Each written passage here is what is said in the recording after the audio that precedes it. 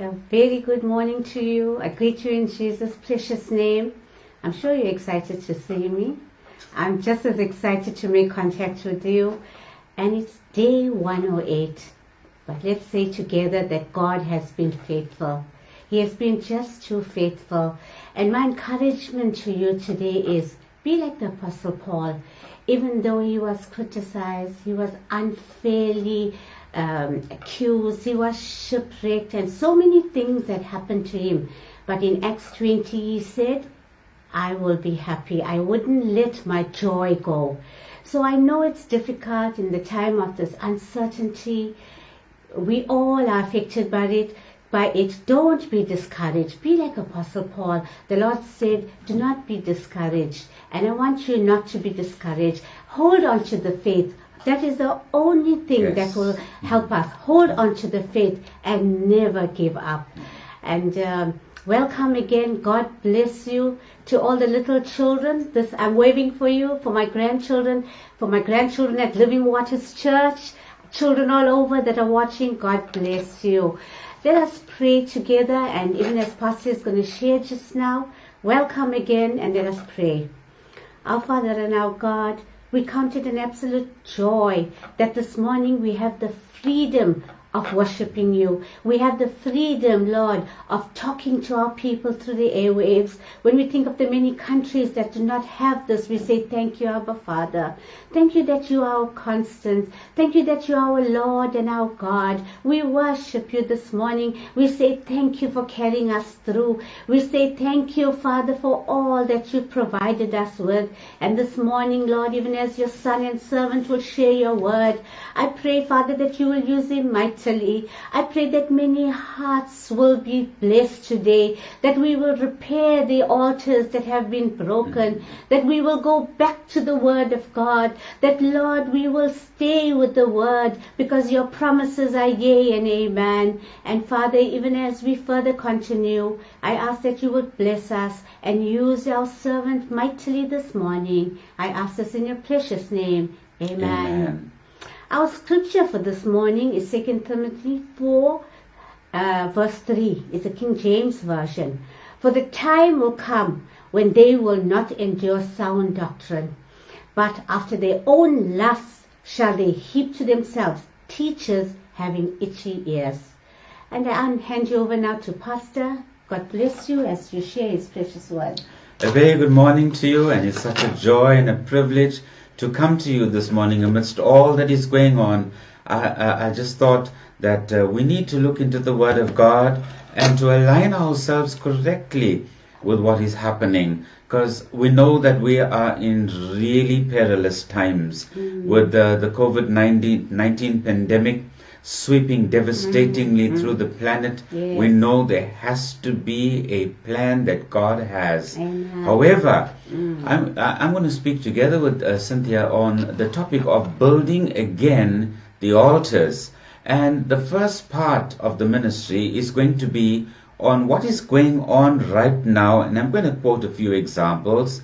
And then we're going to go to Elijah and the story of Baalites and Jezebel, and how Elijah was prepared to take them on.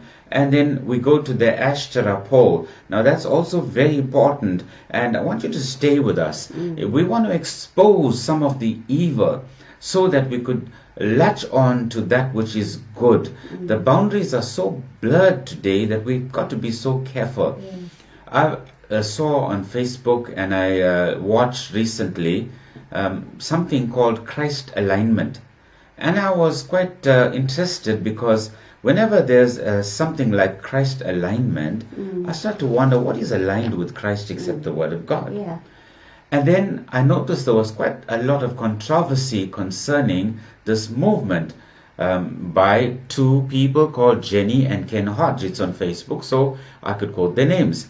And then they pictured with Todd White. Now, I don't want to say too much about Todd White, except that he's a very controversial preacher and healer. So if you just go and do some research, you'll find this. So what am I saying to you as a believer? That we need to look deeper than what we see on any surface. Now, these people are involved in a movement called Christ alignment, And what are they aligning themselves to? They are aligning themselves to New Ages. Now, here is a serious challenge that we as a Christian church have. You see, Satan has always used religion to draw the true church away from God. Because religion is the one thing where you don't see the horns of Satan. Religion is the one thing that can masquerade as good and yet be evil. Now, they claim that they do not use tarot cards in this Christ alignment movement, which we would accept. They, however, use what they call destiny cards. And these cards tell you about your future. Now, what they say in their own words, it empowers your destiny rather than controls it. Now, if you know the Bible, and you should, our steps are ordered by God. The steps of a righteous man are ordered by God and not by some destiny cards. One of the things that they say is that Jesus sat with sinners, but Jesus never did what the sinners did. And that's a difference. We are allowed to go into any place as long as we keep the tenets of the Christian faith and we preach the gospel. So be very, very careful as to what you read, what you believe. Don't even believe what we have to say to you. If it is not backed by the word of God, you must not believe it. You see, Satan wants to destroy you. He wants to crush you. He wants you to take you away from the true altars of God. When he takes you away from the true altar of God, he can have you for breakfast, lunch, and supper. Therefore, today, we want to rebuild the altars. We want to rebuild the altars that have been broken down. You don't need any spiritual consultants, because that's what they call themselves, spiritual consultants. The worship and seeking of supernatural powers other than God has been around since the beginning of the age.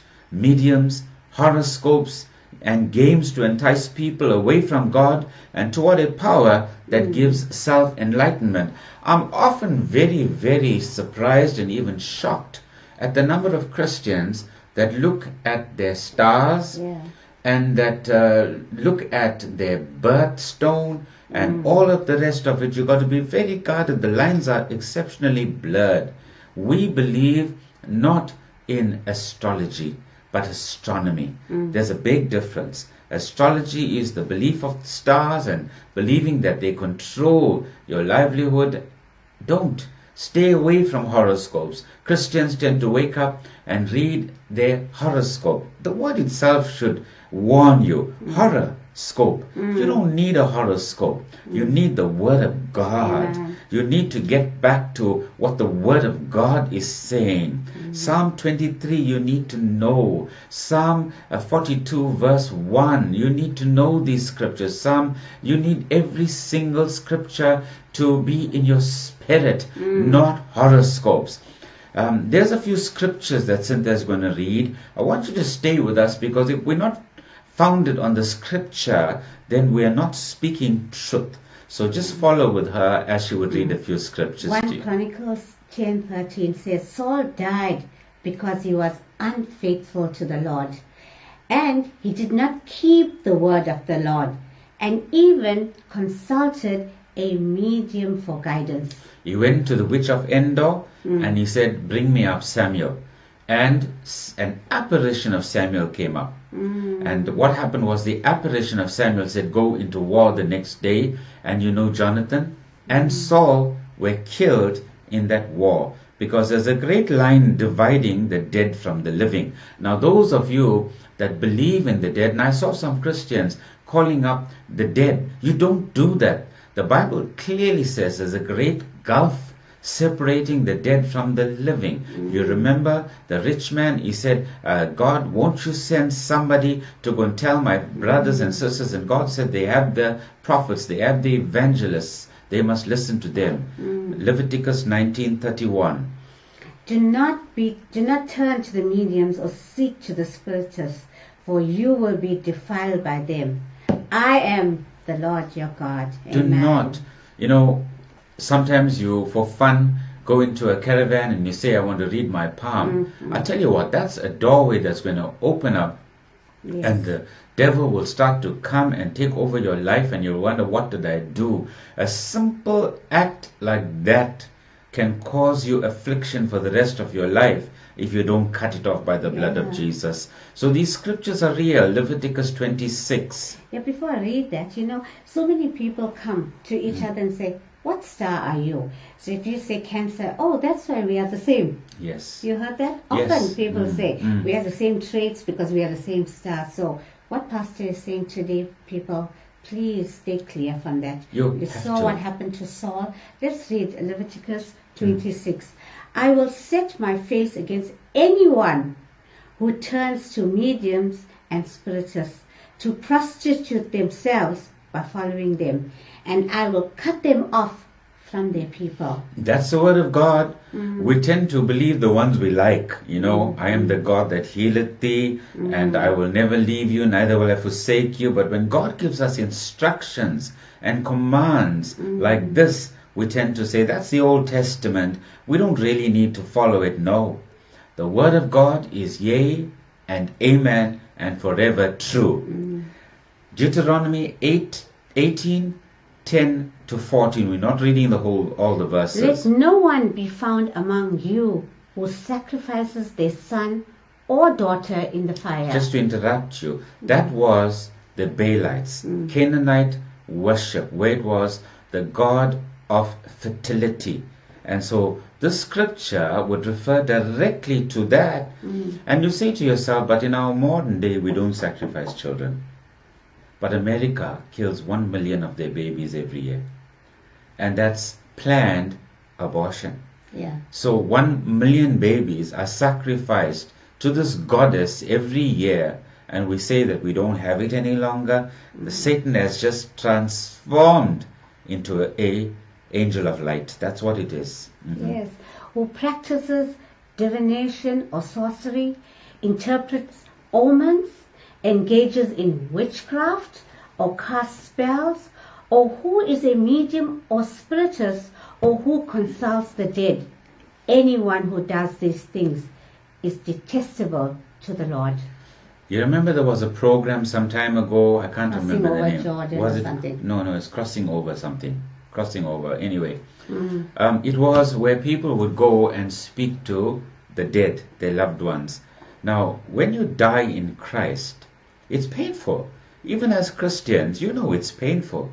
But remember, there's a blessed hope. Amen. You don't want to hear what the devil is saying to you, because that's what it really is. Because there's a great gulf separating the dead from the living.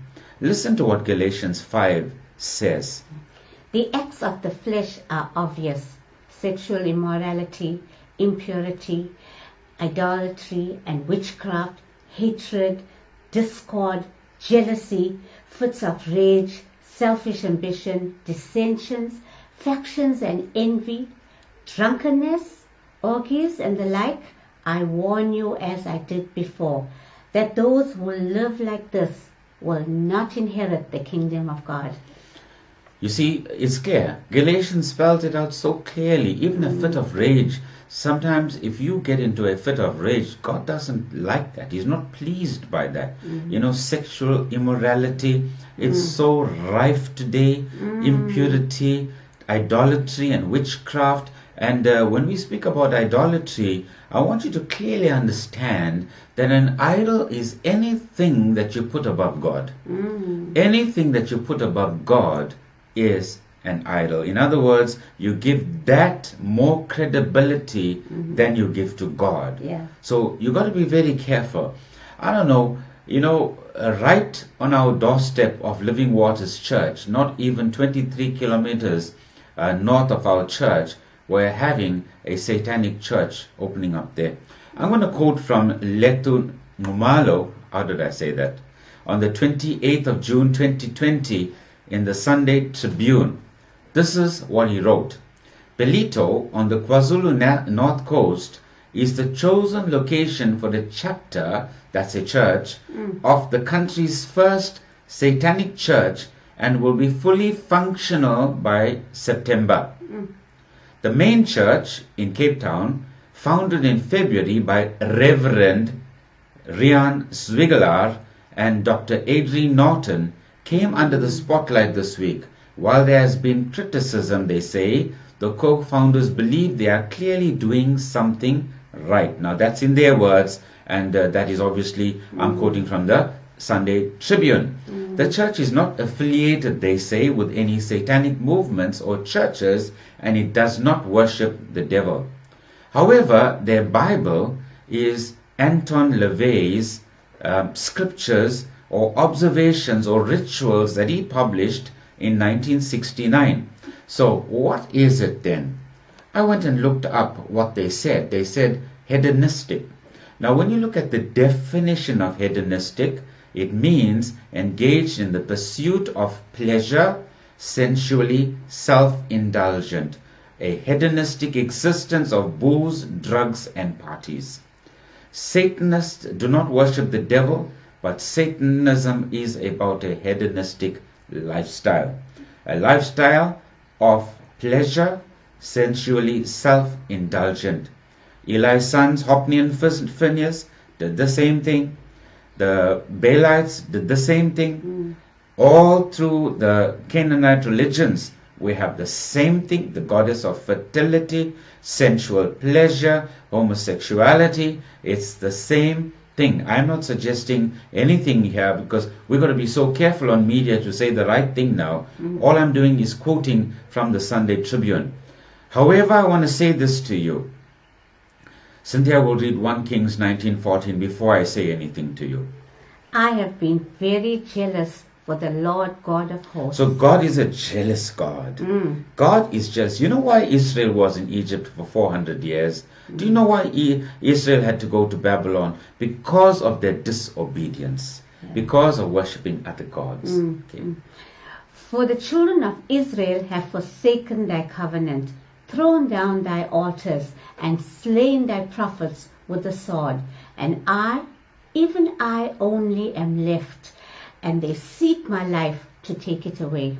So Elijah is saying now, Elijah has been at the brook of Cherith, and Elijah has seen what God can do. The fire came down and consumed the sacrifice, and he says, Lord, only I. But God says, Elijah, I've got 7,000 people that I preserved in the cave. I fed them with bread and water, and they're going to come out as gold. I want to ask you, beloved Christian, today, are you the only one that's left? Don't you feel that way? I feel like, I'm old-fashioned. I feel like old-fashioned. When we tell people, this is what the Bible says, if you fornicate, it's wrong, and everybody's shacking up today, and we feel old, and we feel like we've lost it, and we are living in a generation that we shouldn't be living in. No, the Word of God is perennial. Yeah. It means it is everlasting. It never changes. Amen. And so if you think we've got to change to popular culture, we're not going to do that. No. I want the old-fashioned religion. I want the old-fashioned gospel. And it doesn't mean that I'm old-fashioned. I mean that we want the word that our parents and our grandparents and our great-grandparents grew up on. The one that sustained them. The word of God that saw them through destitute days. The word of God that saw them when people were suffering disease, when people were suffering hunger, when there was nothing else to look for. The word of God sustained them. They didn't say, I want a good house, I want a car, then I will worship God. They worshipped God in their pain. We need to go back to the truth. Elijah said, Lord, only I am left. You may be the only one in your household. You may be the only one in your factory. You may be the only one in your community. But I'm here to tell you today, God has 7,000 prophets that He has prepared to stand by you. He's fed them bread and He's fed them water. And He says they will come out as gold. The Bible says we are faced with the same conditions today. In the last days, many false prophets shall arise and deceive many, and some shall depart from the faith. I want to also warn you that the Bible warns us that many people will do miracles not in the name of Jesus. They will do and perform miracles. I'll tell you what, be very, very, very, very guarded. More and more we are faced with compromise, apostasy, and mockery of the holy things of God and standards of righteousness and truth. Come back to the truth of the Word of God. Notice how everybody is mocking the church today. Notice how the church has become a laughing stock. How people have said, why don't the pastors go out and pray for those with the coronavirus and they should be healed? Where are they? Are they hiding somewhere now? People wait to criticize and mock the churches. They did it from time immemorial, but you stay focused. Amen. Elijah says, Lord, only I am left, and they seek my life. The world is seeking your life and my life today. We are only left, but don't you ever forget that God is rebuilding the altars. But the altars of Gideon's father have to be turned down. We have a polluted gospel today. We're talking about the contamination of the virus COVID-19. Worse than that is a polluted gospel, because the virus can take your life, but a polluted gospel, you could lose eternity. And you'd rather lose your life than lose eternity. Our gospel is so polluted today. Satan is trying to tear down God's altars and pervert God's way of righteousness, to remove the true way of salvation and substitute a religious form of cunningly devised lie that cannot save, but in fact will damn men's souls. We have so many churches today, more than we ever had in all of history. We have more religions today than we ever had in all of history. If you're not happy with your religion, go and start a new one. And you know what? Satan will even make you the leader of that new movement. You can do whatever you want today, but we furthest away from God than we've ever been in any other generation. So what is the conclusion? That religion does not bring us to God. It drives us away from God. I want to speak to somebody today. If you are after a place of entertainment, I want you to tell me, I want to tell you that you need to go into a theater. You need to go and watch some of these comedians or stand-up comedians and let them entertain you. The church is not a place for entertainment. You'll notice that those churches that are entertaining are growing. And just as they grow, they fall. But those churches that preach the word and preach truth are growing exponentially, and praise God for that. And they are growing wonderfully, because God clearly said in the book of Acts that God added to the church daily. All the raffles and all those things that go on today, be very guarded. I'm not saying they're wrong. I'm saying be guarded. Look for the truth of the word of God. Look for what the word says. The gospel has been polluted. Ahab married Jezebel. He should never have married Jezebel. Jezebel came from a lineage of worship of Baal. And what did she do? She brought that worship into the Israelite kingdom. And Ahab followed Jezebel. I think it's time for a joke now. Ahab followed Jezebel. You know, there was this husband and wife that were having a very serious argument. And this husband, who doesn't normally get so angry, was so angry. He was really livid. And he said to his wife, "The animal is going to come out of me just now." She turned around to him and said, "Who's ever afraid of a mouse?" Thank you. At least I laughed. You don't laugh at my jokes. Okay, thank you. But Jezebel controlled Ahab. Ahab was the mouse. And she controlled him. He followed after her gods and her religion. And what happened? She kept 450 prophets in her house. She fed them and clothed them. She, together with Ahab, destroyed the altars of the Lord. They broke it down. And Elijah is saying, "Lord, only I am left." And God is saying to Elijah, you need to rebuild the altars. And I want to tell you today, beloved people, you need to rebuild the altar in your home. You are the salt of the earth. You know, somebody can cook a wonderful curry or plate of food, but if you omit salt, It's nothing. Yeah. And the Bible says we are the salt of the earth. You may be the last one, but you are the salt. And you are the salt, but if you've lost your savor, you are worthless to the world. And you know how you lose your savor? If your altar has been destroyed. The devil is bringing so much pressure against you in the church today because you are salt. He wants to tear you down because you are building up the altars away of God. Read the scripture, 2 Timothy 3:5 for me, please. They have a form of godliness, but they deny the power thereof.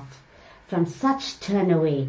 They have a name that they live, but they are dead. You know what's a form of godliness? Pretending that you're a healer. God heals and nobody else. You know, I'm so tired of so many people looking at long and short feet and pulling feet and saying, here, God is healed. That's why people are mocking the church today. God is able to heal. God is able to deliver. But stop making Christianity a mockery. Stop having this entertainment industry. It does not belong in the church. We are not here to entertain. We are here to tell people that you need to have a relationship with Christ Jesus. Don't have a form of godliness. We could do the right things. We could say the right things. I told you the other week we speak Christianese. We could sing the right songs. We could preach the right word. We could act the right way. But are you really genuinely in relation with God? Jeremiah 9:23. You know, you could have the might, you could have the riches, but God says that He wants a relationship with you. He that understandeth and knoweth me. That's important. What does God say to Elijah in verse 4? I have reserved to myself 7,000 men who have not bowed their knee to the image of Baal. The image of Baal, Joash will show you the temple of Baal. In 2015, ISIS tore down this temple.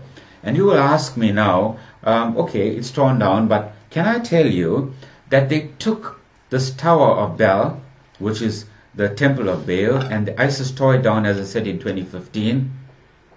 You know where it's standing? It's standing in New York today. And you know why it's standing in New York? Because America is the crime capital of the world in terms of abortion, where there is legalized abortion. Same thing in the Baalite temples. Identical thing in the Baalite temple. You see, sacrifice to an unknown God. Sacrifice to Baal. You see, the Bible says they are built in the midst of false worshippers, this generation of believers, not believers in God. God wants you to come back to true worship. Elijah went up to the top of Mount Carmel. You remember we went there? Yeah. You remember how beautiful Megiddo looked from there, the Jezreel Valley? Yes. And we saw this beautiful picture of Elijah with the sword in his hand. I got a picture there. Joash will show it to you. And that's Mount Carmel also. Beautiful place. Right at the mountaintop. And we had the privilege of going in there. And Elijah goes up that mountain. And the reason why I mention that is it's visible from all around. And Elijah goes up to this mountain. And this is where he rebuilds the altar of God. The altars of righteousness have been torn down. And you and I must build again the altars of prayer. Where there are no walls of righteousness, every foul and unclean spirit invades. Elijah went up there. You know, Joshua 24:15, choose you this day who you will serve. Joshua went up there and he had these 7,000 people who will not bow their knee to Baal. And then what happens? We have these 7,000 men there that are behind Elijah. They go up the mountain. And what happens? They have this contest, and it's a time of drought. And Elijah says, call to your gods and tell them to bring fire upon this sacrifice. And they cried the whole day. They cried the whole day from the morning. And their voices became hoarse, the Bible says. They continued crying to their God, won't you bring down fire and consume the sacrifice? Nothing happened the whole day. Elijah said, why don't you call out louder? Maybe your God is sleeping. Maybe he cannot hear you. And they shouted out the louder. By the evening, they had given up. Now, I said this is a time of drought. Elijah said, bring in 4 barrels of water. The Bible says they poured the water over the sacrifice. It ran down over the altar and into the channels around. And then Elijah called on fire from heaven, and the fire came down and consumed the sacrifice. The Bible says it dried up even the water, and it even consumed the dust. We need to call down some fire from heaven. We need to call down some fire to turn our situation around. We need to stop looking everywhere else for peace, joy, happiness, and salvation and redemption. It comes from our Lord and Savior Jesus Christ and Him alone. There are 7,000 prophets. We need to break through in prayer. You know how you build your altar again? The altar of prayer has been dismantled. The altar of fasting has been dismantled. The altar of honoring the servants of God has been dismantled. The altar of honoring your mom and dad has been dismantled. The altar of honoring each other as spouses is dismantled. The honor of living a God-fearing life is dismantled. We compromise at every turn. We don't want to offend people. Jesus took offense all the time. We must be prepared to offend people for the sake of the gospel, not for any other reason. Today, we need to rebuild the altars. Father, I want to ask you, how are you going to build the altar in your life? Start your family altar. Start getting your family together. During this time of COVID-19, you could get the family together and eat at the table, pray at the table, talk at the table. You don't even have to talk about Christian things at the table to rebuild the altar. When you build relationships with your family, when you love your wife, when you love your children, Father, you are building relationships. And Abba, Father, is about relationships. Rebuild the altars in your homes. Get your children around. Don't become too religious with them. Don't tell them that they shouldn't be watching this and shouldn't be watching that. Rather be positive. Turn a negative into a positive.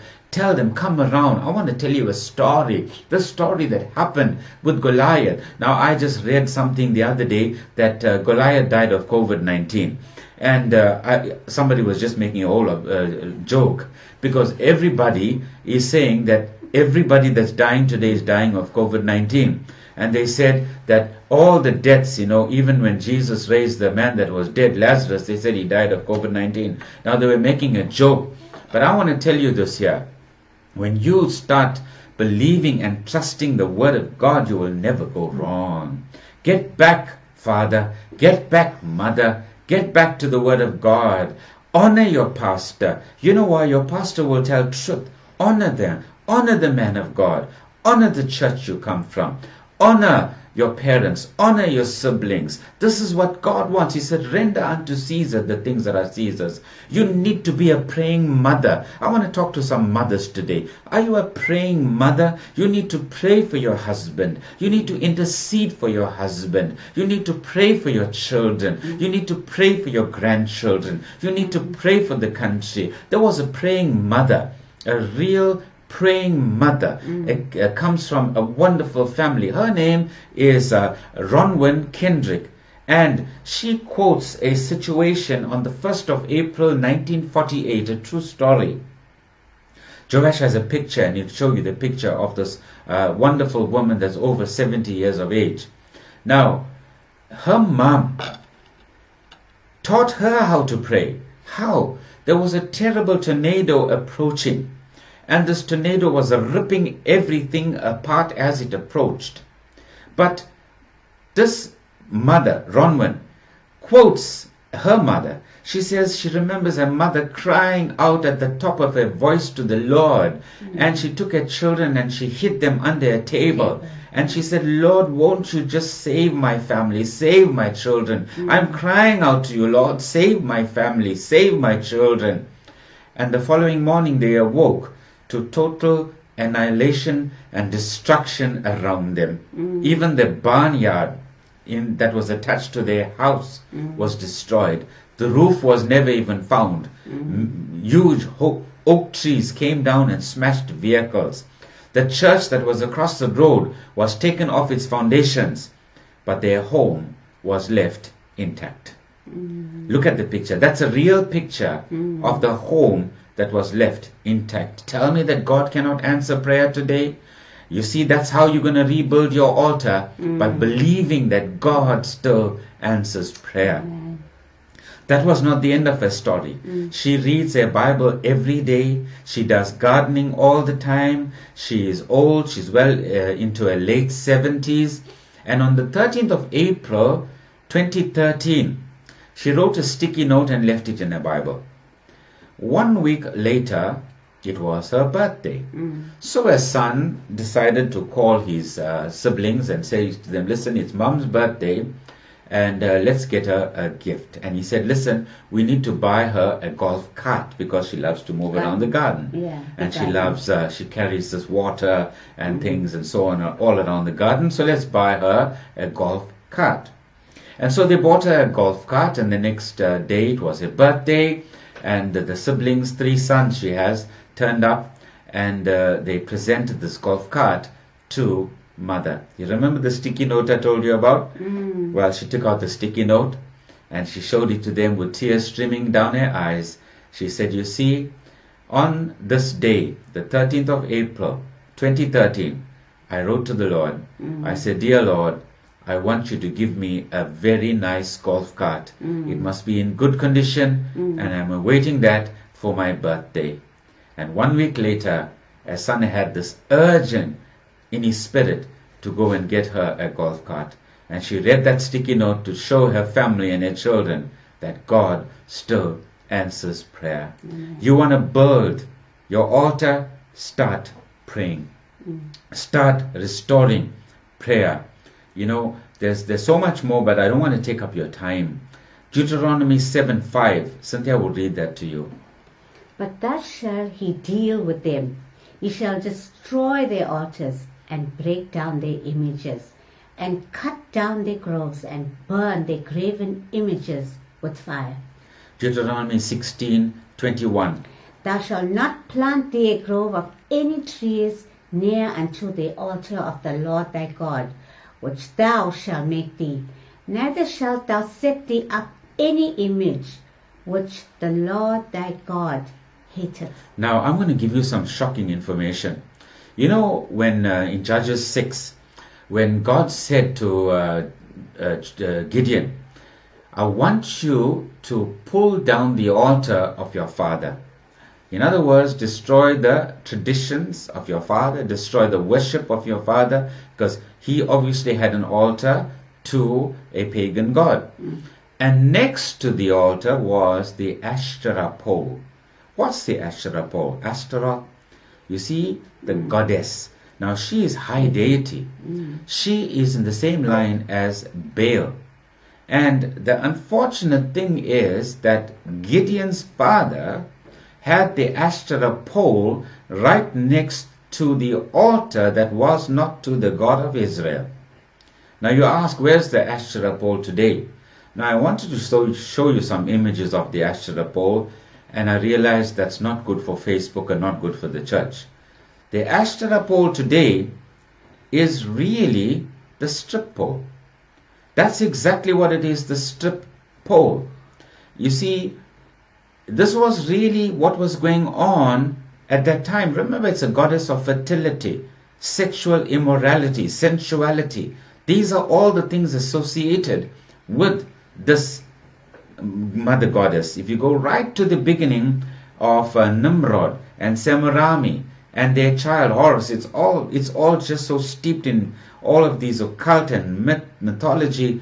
You just got to be so careful. Stick with the word of God. What does God say? That you are not allowed to plant a tree near the altar, the Asherah pole. Then, listen what God says here. I love it. In Judges 6:25-26, take your father's young bull, the second bull of 7 years old, and tear down the altar of Baal that your father has, and cut down the wooden image that is beside it. Now, and then I love this. Verse 26. Build an altar to the Lord your God on top of this rock in the proper arrangement, and take the second bull and offer a burnt sacrifice with the wood of the image which you have cut down. What is God saying? Take the altars that you've built to the world and now bring it and build an altar unto the Lord. Take the altars, take the Asherah pole that you've used to worship whatever you've chosen to worship, and now take it, build an altar unto the Lord and bring it unto the Lord. I thought that was so beautiful. I want to ask you today, are you willing to tear down your altars that you've made to these gods? And I want to be so careful to specify anything that you put above God is an idol. Is there anything in your life that you consider greater than God? It's not necessarily what you are thinking. It may be your car. Nobody must touch my car. That car, nobody must eat in my car. Nobody must, children are not allowed in my car. Have you made that an idol? Have you still got your plastic on your sofas in your lounge? Take it off and let them enjoy a nice, comfortable sofa in this cold weather. Have you still have your dishes that you've stacked up for some years that may never come? Start using them. What is your idol? Is your home your idol? The children cannot run around your home. Here we allow the children to play with mud, with water. We just allow them to, because this home is not a home that we're going to take with us. Nothing you have is going to take with you. The grave is very, very narrow. All that goes down is a coffin. Nothing else can go with it. Nothing else. Even the key to your motor car, you can take it with you, but you can do nothing with it. And therefore I'm saying to you very lovingly as a servant of God, rebuild the altars unto your God. Fasting, prayer, seeking the face of God, going to church, honoring the men of God, honoring your spouses, honoring your children, having a relationship with Jesus, rather than putting on a great speech in the church, praying a wonderful prayer for everybody else to hear. God wants to hear your heart. He's not interested in how nicely you are praying. Even in your broken English, even in your faltering language, He wants your heart to come through and not your words. I'm speaking to somebody this morning. We are saying to somebody today, this message must change your heart. If it has not touched you, then it's a waste of our time. But I know that the Holy Spirit has birthed this in our hearts to tell you to tear down the altars that you've made to every foreign god, that you've made to every idol form of worship, and come back to God, to the true God who loves you and cares for you and is willing to see you through, no matter how difficult your circumstance, whatever your religion, whatever your caste, whatever your creed, whoever you are, wherever you come from. I want you to come back to the altar of the one true God. This is Pastor Christian Kirsten and Cynthia Kirsten from Living Waters Church in Durban North, bringing you love from our elders, our leadership, and from each other. God bless you. Cynthia will close in prayer. Our Father, we thank you for your word that has come so soundly this morning. I pray, my God, that we will heed to your word, that, Lord, it will make a difference into our lives. Thank you for everybody that has come and listened. I pray that a special blessing over them. And Father, this morning, we think of all those that are unwell. We think of all those that have lost families through this COVID pandemic. Oh my Lord, we pray your comforting spirit to be upon them. Lord, I pray for every single member of our church, our families, that, oh my Lord, you will protect them, that you will protect them from this deadly virus. Oh my God, that you will be with them and walk with them. Father, I pray for those that have a need this morning, that you will meet them at the point of their need. If, Lord, it's financial, be it material, spiritual, whatever it is, Lord, that you will meet them. Bless our children, some of them that have returned to school, our educators, Lord, all our health workers. Oh, my Lord and my God, you go before them. Send your angels to protect them, my Father.